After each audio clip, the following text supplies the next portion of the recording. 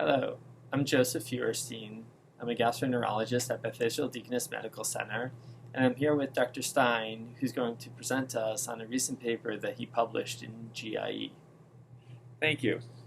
Yes, I'm Daniel Stein. I'm currently a third-year fellow at Beth Israel Deaconess Medical Center in Boston, and this work was conducted along with Brian Lee, Jeff Schwartz, Megan Lipsey, and of course with you, Dr. Joe Feuerstein, as a senior author, and we titled this Outcomes in Lower GI Bleeding Comparing Weekend with Weekday Admission.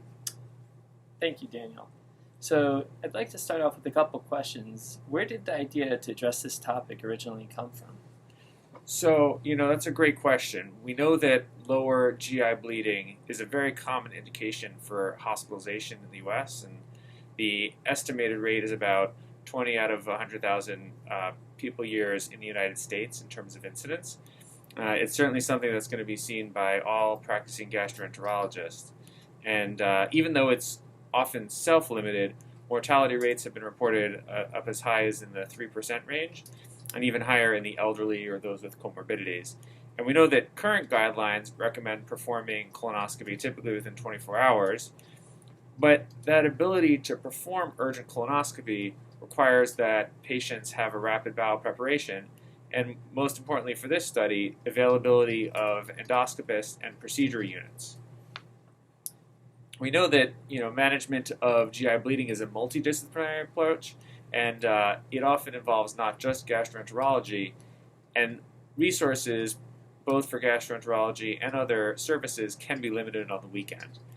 And we know that weekend hospital admissions have been associated with higher in-hospital mortality or delays in treatment, including for conditions such as acute stroke or myocardial infarction. And there is some previous data for upper GI bleeding where weekend admission has been associated with worse outcomes with some mixed data. And in non-variceal upper GI bleeding, patients admitted on the weekend are less likely to undergo endoscopy and have higher hospitalization charges compared to those on the weekdays. And so our goal was to examine the association between weekend admissions and the potential for worsened outcomes. And that's great. So how did you identify the patient population? So we used a population from the National Inpatient Sample, and this is a 20% sample of all inpatient hospitalizations in all U.S. states. And we included patients who had bleeding angioectasias, diverticular hemorrhage, rectal ulcers, radiation proctitis, or other causes of anorectal hemorrhage as their primary admission cause, or those who had a secondary sign of blood loss, such as hypovolemic shock or blood loss anemia, and then a secondary diagnosis of one of these causes, or hemorrhoidal bleeding, post-colonoscopy bleeding, ischemic colitis, or colorectal cancer. And then we excluded anyone with an upper GI cause in that population to avoid contamination. This was analyzed using the combination of a mortality score that's specific for the National Inpatient Sample called the Lichthauser Mortality Index. And then we also looked in the multivariate analysis for patients who underwent colonoscopy, the need for transfusion, the presence of shock, and then hospital type as covariates. Very interesting. And what were the primary endpoints of your study? So we are primarily looking at mortality, length of stay, and total charges for the hospitalization. Secondarily, we did also compare total time to colonoscopy, the percentage of colonoscopies that were within 24 hours in one day, and then the rate of angiography use. And what were the primary findings of the study? So I think the key overwhelming finding here is that there's no difference in length of stay, cost, or mortality, whether you're admitted on a weekend, which would be Saturday or Sunday, or a weekday. Shock was actually the strongest predictor of poor outcomes in these patients.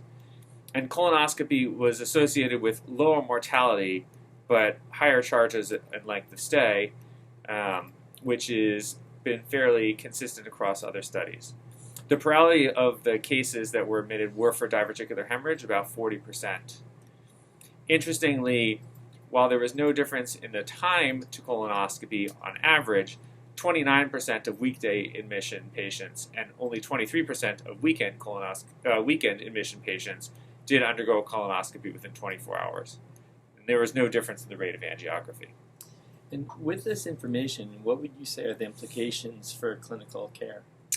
I think the key finding is that weekend admissions were not found to be significantly different from weekday admissions in regards to the key measures of outcomes, which are mortality, length of stay, and charges.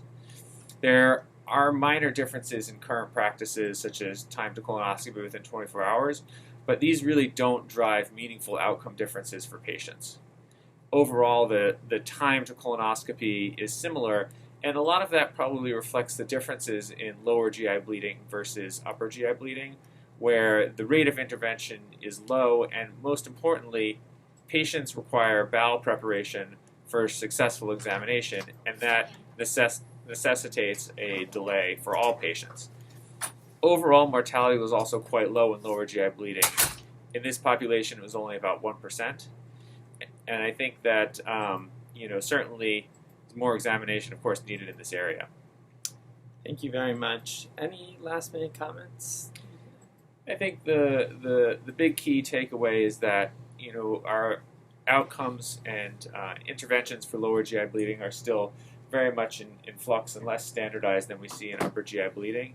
And, we hope that this allows the basis for further research in examining which patients really need interventions, which might just benefit from supportive care, and how to best optimize our existing resources.